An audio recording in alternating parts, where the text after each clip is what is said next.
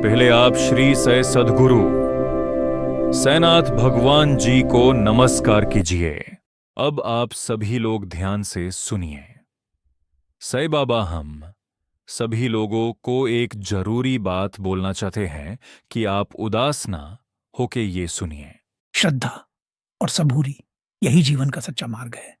जब मन डगमगाने लगे, जब परिस्थितियां कठिन हो, तब इन दो शब्दों को अपने हृदय में बसा लो। विश्वास तुम्हें शक्ति देगा और धैर्य तुम्हें सही दिशा दिखाएगा। जीवन में सुख और दुख दोनों आते हैं। कोई भी दिन हमेशा एक सा नहीं रहता। जो आज कष्ट दे रहा है, वही कल तुम्हें ज्ञान देगा। इसलिए दुख से घबराओ मत। हर परिस्थिति तुम्हें कुछ सिखाने आई है। अपने कर्म पर ध्यान दो, परिणाम की चिंता मत करो। जब तुम ईमानदारी से अपना कर्तव्य निभाते हो, तो सही फल अपने समय पर स्वयं मिल जाता है। अधीरता मन को अशांत करती है, लेकिन समर्पण मन को शांत करता है। सच्ची भक्ति दिखावे में नहीं होती, वह सरलता में होती है। सरल जीवन जियो, सत्य बोलो और किसी का दिल मत दुखाओ।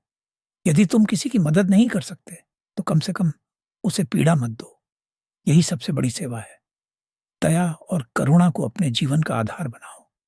हर व्यक्ति अपनी ही लड़ाई लड़ रहा है। कठोर शब्द घाव दे सकते हैं, लेकिन प्रेम भरे शब्द किसी टूटे हुए मन को भी जोड़ सकते हैं।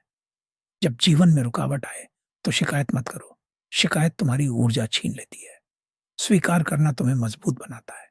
जो स्वीकार करना सीख लेता है, वही आगे बढ़ता है। धैर्य रखना सीखो। हर सपना तुरंत पूरा नहीं होता।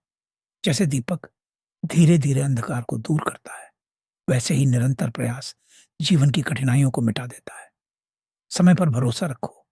अहंकार को छोड़ दो। अहंकार मनुष्य को अंधा कर देता है। विनम्रता तुम्हें सच्चा ज्ञान देती है। जब तुम झुकते हो, तभी तुम्हारे भीतर की शक्ति जागती है। कुछ समय मौन में बिताओ।